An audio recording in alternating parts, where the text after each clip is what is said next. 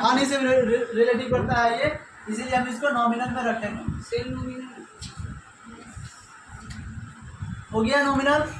उसके बाद अब है डीआर सीआर की बात। जैसा कि हम आपको पहले भी ट्रिक भी बताए हैं और नियम के अनुसार भी बताया है, तो नियम के अनुसार हम पहले पढ़ते हैं। राजेश के साथ क्या हो रहा है पहले हमको देखना होता है क्वेश्चन क्या कहता है। क्वेश्चन क्या कहता है, स्वयं पे लेंगे तो बिल्कुल पकड़ लेंगे कि क्या होता है। राजेश को माल बेचा, यदि हम राजेश को माल बेचते हैं तो हमारे साथ क्या होगा, नहीं राजेश से बोला जा रहा है, तो राजेश के साथ क्या हो रहा है, इसका नियम कहता है कि पाने वाले को डीआर करे तथा देने वाले को सीआर करे। सीआर मतलब क्रेडिट और डीआर बोले तो डेबिट। तो यहाँ पर पाने वाले को डेबिट कर रहा, तो देखेंगे राजेश के साथ क्या हो, राजेश को माल बेचा, नहीं राजेश क्या है, पाने वाला व्यक्ति है। और क्योंकि यहाँ को लगा हुआ है तो को हम आपको ट्रिक बताए थे, यदि राजेश के साथ या कोई नाम के साथ को लगा हुआ रहे वो डीआर हो जाएगा। आप नियम बैठा के देखिएगा तो भी डीआर, और नियम नहीं भी लगाइएगा ट्रिक भी लगाइएगा तो भी डीआर ये होगा। अब अगला इससे संबंधित करता है, इसका कहता है वे उन हानियों को डेबिट करे और आए उन लाभों को क्रेडिट करे। तो यदि हम कोई सामान अब बेचेंगे 10 रुपये का सामान 12 रुपया में, तो हमारे साथ क्या होगा, प्रॉफिट होगा, लाभ होगा। जब लाभ होगा तो क्या करेंगे, इसको सीआर करेंगे। ये नियम कहता है इसलिए हम सीआर कर दिए। अब आगे हमें स्टेप बताए थे, बोले तो सबसे पहले डेट लिख दीजिए, फिर पार्टिकुलर लिख देंगे,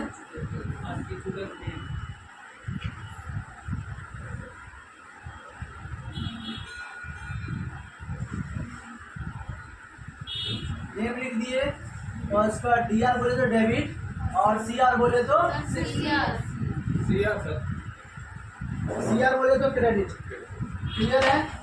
अब आपका डेट जो है, आपका जिस तारीख को आपका क्वेश्चन मिला होगा उस डेट को आप डाल देंगे, ठीक है, उस क्वेश्चन को आप डाल देंगे। अगला बात क्या है कि आपका पार्टिकुलर में हम उसको उठाते हैं जो डीआर हो, क्योंकि हम यहाँ डीआर पहले लिख दिए है ना, और फॉर्मेट ऐसे ही बनाना है आपको, इसमें कोई मॉडिफाई नहीं, ये नहीं कि हम यहाँ डीआर लिख दिया आप लोग सीआर लिख नहीं लिखना है, आप लोग को यहाँ डीआर और यहाँ सीआर लिखेंगे।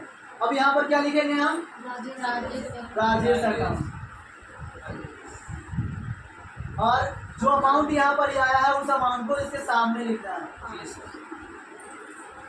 उसके बाद हम कहते हैं कि सीआर बोले तो क्या है, सेल्स। इसके बाद सीआर बॉक्स में जाएंगे और सीआर वाले बॉक्स में डाल देंगे। अब बात करते हैं कि यहाँ पर जो आपका अगला ऑप्शन स्टेप आता है, क्योंकि ये स्टेप तक कंप्लीट है आप लोग का, हम रिवीजन के तौर पे हम फिर से लिख दिए हैं। अगला जो स्टेप आने वाला है जो कि ये वाला है, देख सकते हैं,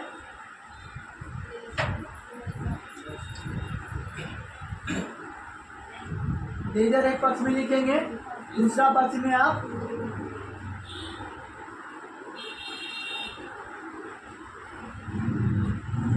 ग्रुप लिख दिए, ठीक है। लेजर क्या होता है, ग्रुप क्या होता है, जैसा कि हम आप लोग को बोले कि ग्रुप आपको याद करके आना है, और लेजर क्या होता है देख लीजिए, जो प्रभावित होने वाले खाते हैं यहाँ पे उसे लेजर कहते हैं, ठीक है, उसको लेजर कहते हैं। और यहाँ देख सकते हैं एसी लिख रहे हैं, वही अकाउंट है, लेजर को ही अकाउंट कहते हैं, अकाउंट को ही लेजर कहते हैं।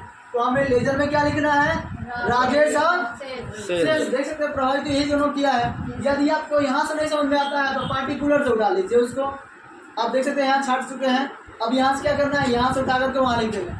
लेजर में आप कुछ भी आप ऊपर नीचे कर सकते हैं, जरूरी नहीं है कि डीआर वाला हम पहले लिखेंगे और सीआर वाला बाद लिखेंगे, कोई मतलब नहीं, हम कोई भी नाम यहाँ पर लिख सकते हैं। जैसा कि आप लोग बताएं कि यहाँ पर क्या लिखेंगे, राजेश अकाउंट, देख सकते हैं अकाउंट हम लगा चुके हैं यहाँ पे, एसी है ना। उसके बाद सेल्स, हम एक कॉलम का एक रो बना दिए, 2 कॉलम में, एक साइड हम आपका लेजर अकाउंट में लिख दिए सेल और दूसरा राजेश। अब आपका राजेश क्या है, राजेश आपका सन्ड्री है,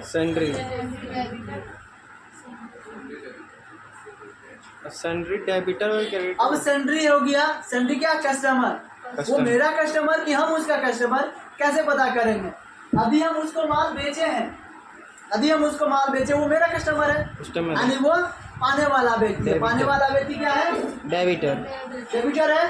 Yes, तो sir. ये डेबिटर यहाँ पर लिख देंगे। यहाँ पर जो है आंसर आता है यदि नाम के साथ, यदि ये डीआर आता है तो डीआर होगा, यदि सीआर आता है तो सीआर हो पाएगा। अब बात करते हैं सेल का, तो आपका सेल का क्या होगा? Sales sales account. Sales account. इसी वे में कंप्लीट हुआ आपका। Yes, sir. अगला स्टेप आपका यही है, जो कि यहाँ तक आपका कंप्लीट था। हम अगला स्टेप ये लेकर के आए। इसको पहले क्वेश्चन को उतारिए, घुमा दीजिए, ठीक है।